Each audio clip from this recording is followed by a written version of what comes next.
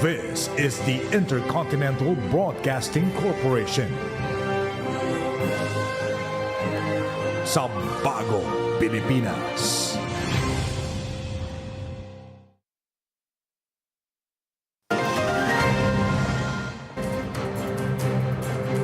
Good evening, this is 13 News. We bring you the day's top stories that shape the country and the world. Let's get into the headlines right now. The Department of Health reported a surge in the number of leptospirosis cases, but PhilHealth allays the public's concerns, saying health care for leptospirosis cases is covered by their packages. President Marcos Jr. witnessed the signing of an agreement that will make zero balance billing accessible even in some private hospitals. On day 18 of the impeachment trial, Office of the Vice President Chief of Staff, Lemuel Ortonio, took the witness stand as prosecution's hostile witness. Malacanang says President Marcos Jr. is open to the possibility of banning Facebook and violent gaming apps among young Filipinos. And the pickleball craze among Filipinos isn't stopping, as the Philippine Pickleball Federation prepares for its stint at the World Cup. All these and more here on 13 News. First in our news, the Department of Health reported a 28% surge in the number of leptospirosis cases in the past weeks. In San Lazaro Hospital, for example, over 100 leptospirosis patients are currently admitted. PhilHealth says up to 400,000 peso assistance can be availed by members who might be suffering from severe conditions of the disease. Victor Liantino has the full report. Kyra's brother has been in the hospital for more than 5 days now. He's been battling the symptoms of leptospirosis. The patient now needs dialysis treatment. Thus, he had to be transferred from Gat Andres Bonifacio Hospital to San Lazaro Hospital. Naligo po silang ulan, tapos nagtatakbo po sila doon sa loob. Hindi po siya makaihi. Then pag umuubo po siya, may kasamang dugo. Arlene, meanwhile, had to transfer her son from hospital in Caloocan to San Lazaro, where a leptospirosis fast lane is also activated. Mabilis po sir ang usad po ng yung pila. Wala naman pong problema. Including Kyra and Arlene's patient, 135 individuals are now admitted in San Lazaro due to leptospirosis. Medyo puno na kami, gumawa kami ng paraan, nanghiram kami ng cot beds para madamihan namin ang pwedeng ma-admit sa San Lazaro Hospital. The Department of Health admits that they're now seeing a surge in leptospirosis cases from July 26 to August 8, though the agency clarifies 37% lower compared to the number of leptospirosis cases in the same period last year. PhilHealth, meanwhile, allays concern of leptospirosis patient and more Filipinos who might have had exposure to floodwaters in the recent days of bad weather. The National Health Insurer said checkups, emergency care, and hospital admission due to leptospirosis are part of PhilHealth packages. Halos doble ang coverage, nasa 63,000 na po. Doon po sa talagang marami ng komplikasyon na kailangan ng dialysis o kailangan ng suporta sa paghinga. So aabot po ang benepisyo para doon sa may mga severe forms ng leptospirosis na hanggang 400,000 piso po. PhilHealth even added that up to 400,000 pesos may be used by a patient who suffers from severe leptospirosis condition. The agency also vowed to have more streamlined processes for the welfare of their beneficiaries and for the claims of their partners' health providers. Victor Liantino, IBC News. President Ferdinand Marcos Jr. meanwhile moves to expand the coverage of zero balance billing program even in some private hospitals. This as the PhilHealth and St. Luke's Medical Center inked an agreement that guarantees no co-payment for patients in ward-type rooms. IBC correspondent Harley Balbuena has the full story. Many Filipinos still struggle in accessing affordable but quality health care.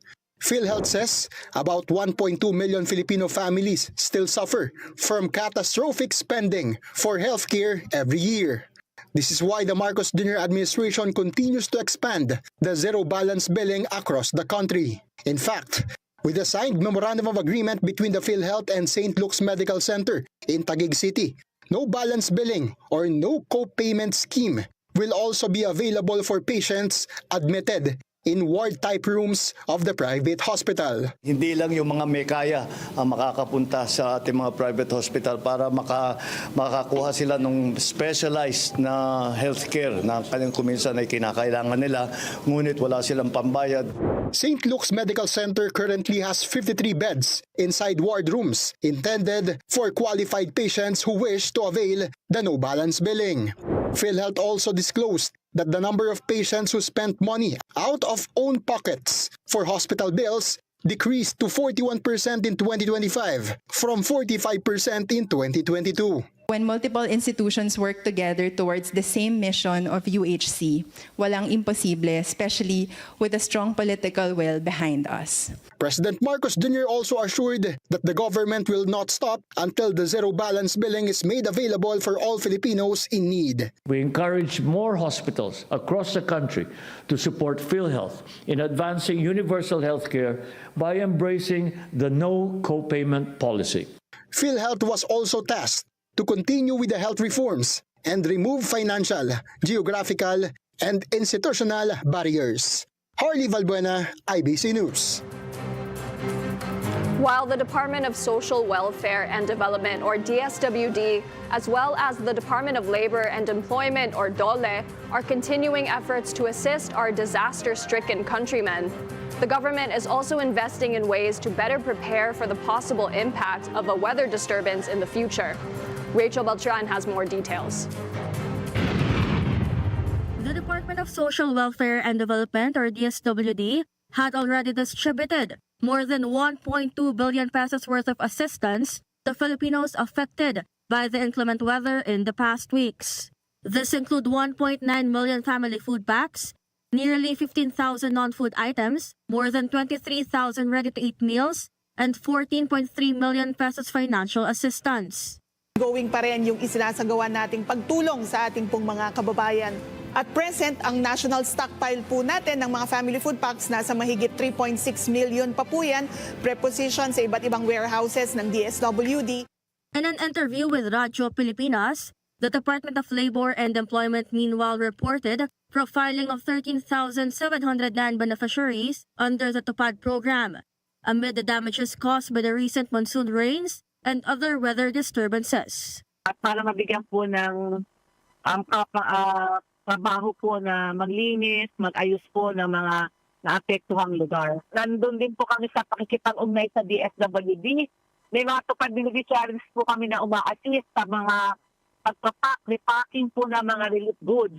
The government is also intensifying its flood mitigation and disaster prevention efforts to enhance the protection for vulnerable communities. The Department of Budget and Management has allocated 1 billion pesos to strengthen the country's AI-powered flood forecasting and disaster prevention systems with Project NOAA. According to Project NOAA Executive Director Dr. Mahar Lagmay, more than half of the funding will be used to acquire advanced equipment, including LiDAR drones or light detection and ranging mapping technology.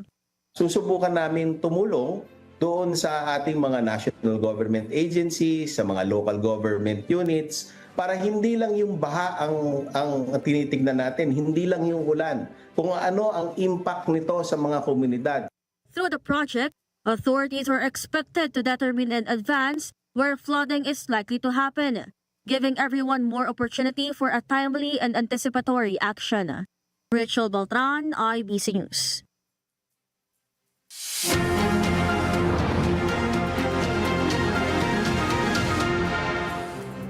Typhoon Saudel, formerly known as Obet, is now outside the Philippine Area of Responsibility, or PAR, while Tropical Depression Atsani has weakened into a low-pressure area. As of 3 o'clock p.m. this afternoon, Saudel was last located 1,070 kilometers northeast of extreme northern Luzon, which it is moving northwestward at 20 kilometers per hour and is not expected to re-enter the PAR. Meanwhile, Atsani was last located 1,575 kilometers kilometers east of extreme northern Luzon and may enter the PAR by tomorrow. Pag-asa said it is unlikely to develop into a tropical depression within the next 24 hours. Despite Saudel moving away from the country, Pag-asa reminded that the southwest monsoon or habagat will continue to bring rains over much of Luzon and parts of the Visayas. Scattered rains are expected over Metro Manila, Ilocos Region, Cordillera, Cagayan Valley, Central Luzon, Cavite, Batangas, Rizal, Occidental Mindoro, Palawan, and Antique. 100 to 200 millimeters of rainfall is possible over Zambales and Occidental Mindoro from Thursday afternoon to Friday afternoon. Pag-asa warns that the rains could trigger flash floods and landslides, particularly in areas that have already received significant rainfall.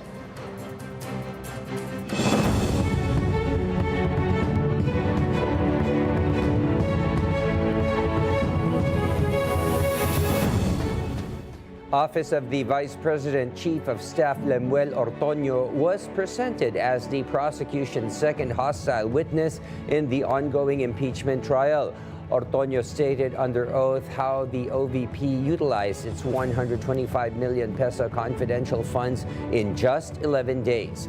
IBC correspondent Patrick Gupo has more details on this report. Facing the impeachment court, OVP Assistant Chief of Staff Lemuel Ortoño confirmed that the 125 million peso confidential fund was intended for the fourth quarter of 2022. The prosecution questioned why the entire amount was spent within just 11 days in December. Ito ay sa kabila ng fact na sa ilalim ng PFP, ang pondo ay para sa buong ika-4 na quarter ng 2022. Tama ba? It's for the fourth quarter of 2022. Divina Gracia also asked whether the OVP had identified any specific threats against Vice President Sara Duterte when the confidential funds were requested. In relation to possible threats to the Vice President, I would not have any information. Senate Impeachment Court Presiding Officer Francis Jesus Escudero also questioned the use of confidential funds for food and medicine, despite the OVP having a regular budget for such assistance. Ortoño said the transactions were based on information from the security officer, but acknowledged that no official receipts were used. Ang ginamit nyo na pang food and medicines sa confidential fund, binigay nyo diretso sa recipient, and presumably sabi ng recipient, bibili ko ng pagkain to, bibili ko ng gamot to. Based on the information, Your Honor, provided by the security officer, that's how it was. Ganun yung procedure on how the medical and food aid. So walang resibo yan? Based on the information I gathered, sir, no official receipts was. The prosecution also pointed out that different justifications appeared for the same confidential funds. Nakapagpaiba-iba ang rason, maaring nagsisinungaling lang or talaga namang ito ay isa lamang scam. Move to strike the scam and nagsisinungaling. Tomorrow, the defense is set to conduct its cross-examination of Ortoño. Patrick Gupo, IBC News. The palace believes the House prosecution team has already presented strong and sufficient grounds to convict Vice President Sara Duterte over the alleged misuse of confidential funds in the ongoing impeachment trial. According to Palace Press Officer Claire Castro, the proceedings have underscored that VP Sara exercised control and issued directives for the disbursement of the 125 million peso confidential funds in question. However, the palace adds that the Office of the Ombudsman must investigate former Security Chief Colonel Raymond Lachica to determine whether he bears any liability or participation in alleged irregularities involving the controversial funds. Castro stressed that the final decision still rests with the senator judges to convict Vice President Duterte under the Articles of Impeachment. Okay, ayon sa palasyo, in a way, yes. Pagdating sa pagturo kay Vice Presidente, kay Colonel Lachica, na sila ang nagkontrol ng pondo para sa confidential funds.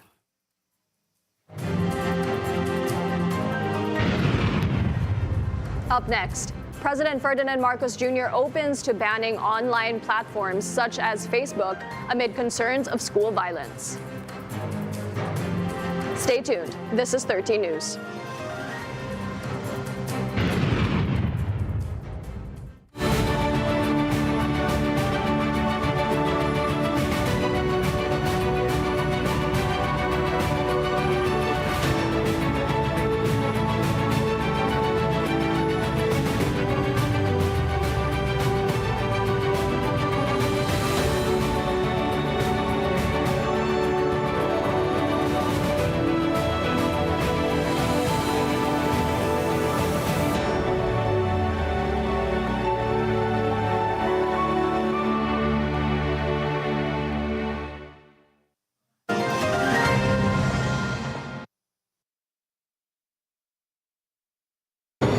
Bagong Pilipinas.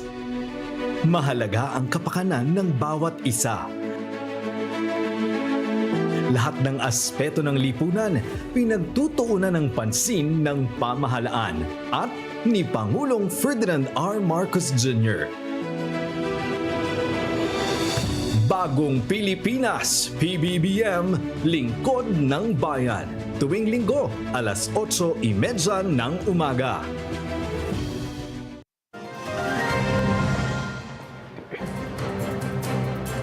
President Marcos Jr. inspects a manufacturing plant in the Philippines amid goals to strengthen local production of e-vehicles. IBC correspondent Eugene Fernandez has the full details.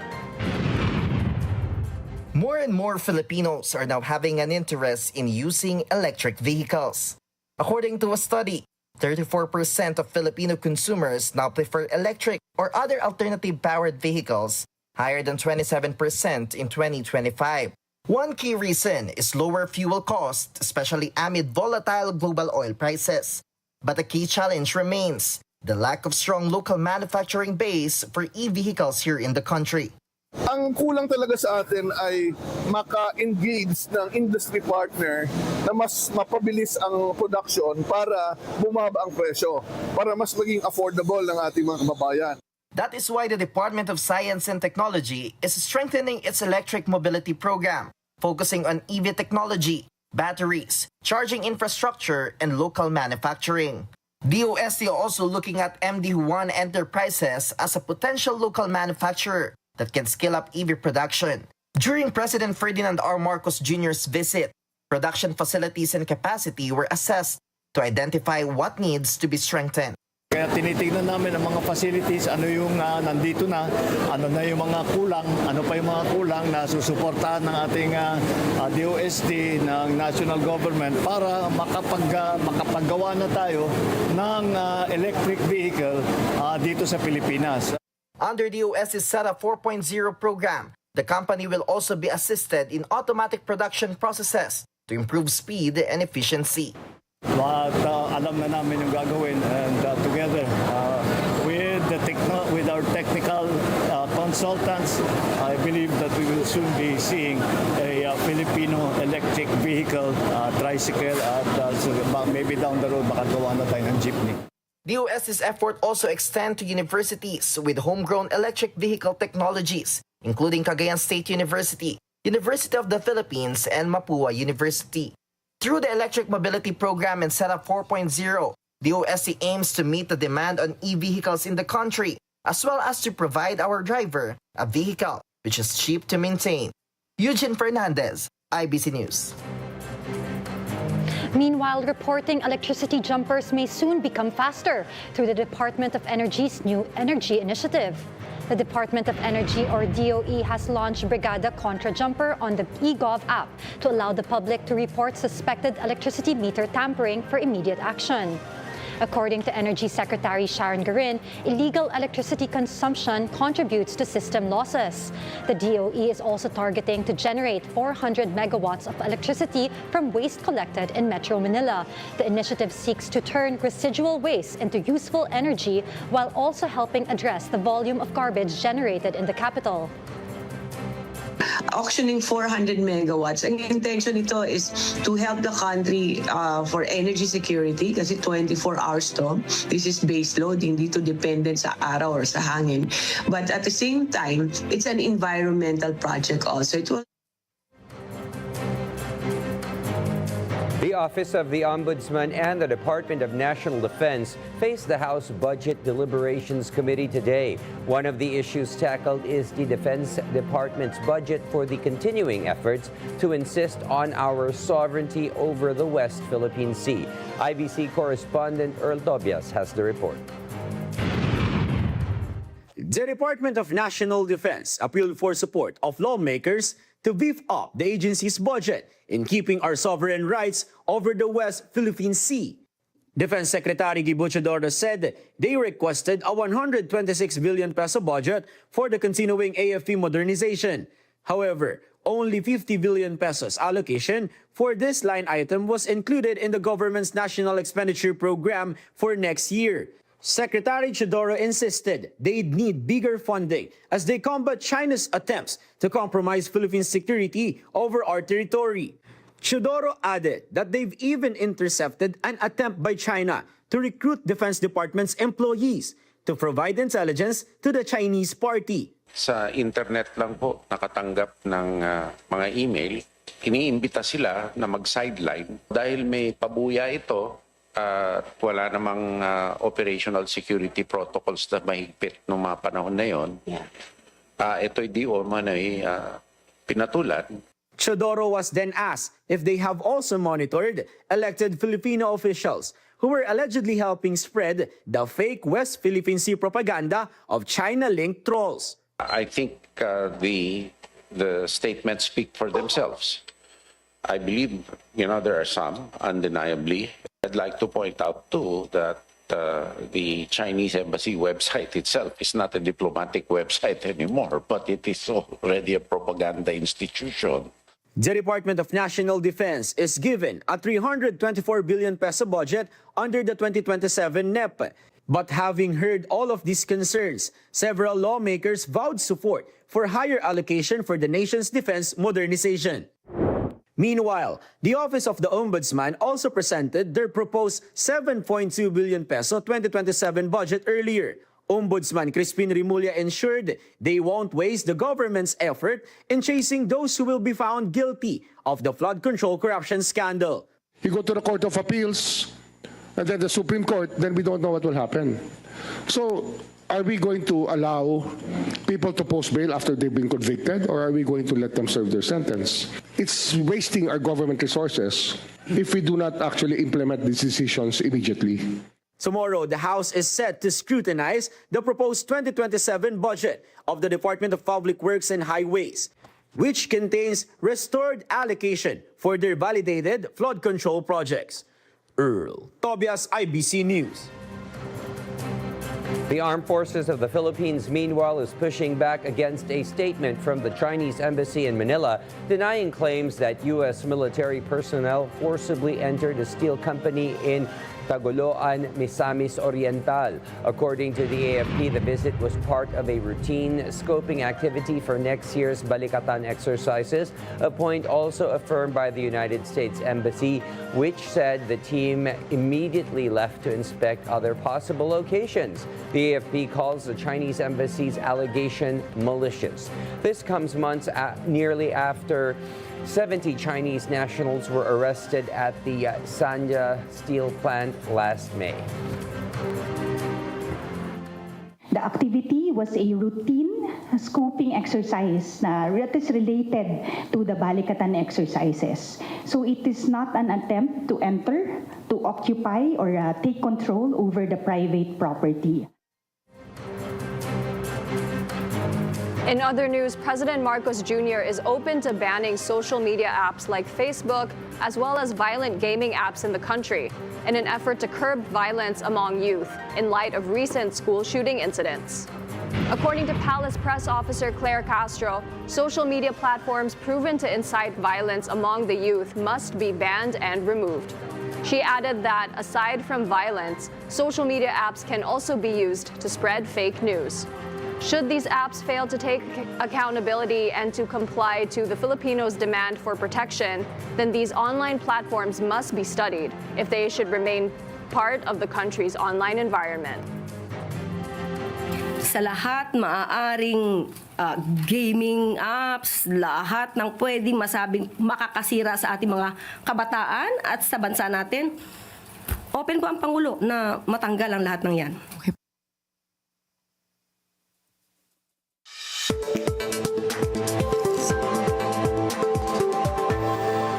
Another robotic malfunction occurred in the World Humanoid Robot Games in Beijing. As humanoid robots competed in the weightlifting event, one robot seemed to have a rough time with its lift. The robot attempted to clean and jerk a 16-kilogram barbell but barely got the weight above its shoulders before its knees buckled. Its arms then started moving erratically as its systems appeared to spam errors before the robot eventually collapsed to the ground.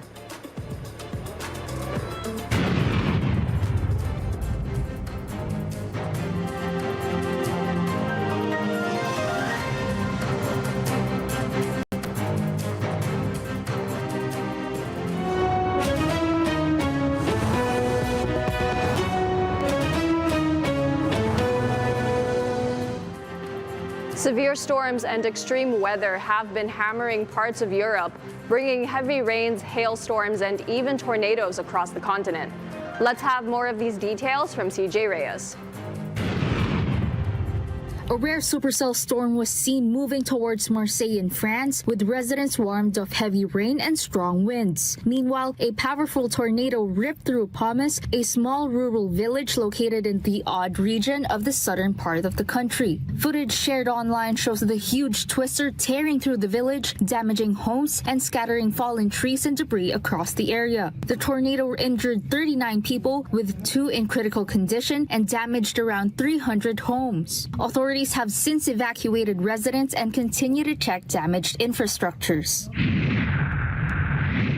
In Tarragona, Spain, heavy rains and a powerful hailstorm also caused chaos, flooding streets and leaving some people trapped in their vehicles. Strong winds swept through the area, while large hailstones caused damage across the city, leaving at least 11 people injured. Footage shared online also shows dozens of dead pigeons lying on the ground following the hailstorm. Meanwhile, northern Italy also dealt with powerful storms as intense winds swept through the Tuscany region. In this video, multiple aircraft were seemingly thrown around by the strong winds that reached up to 120 kilometers per hour, while a separate video shows chairs being blown away. The storms have left damage across parts of the region as severe weather continues to batter different areas of Europe. CJ Reyes, IBC News.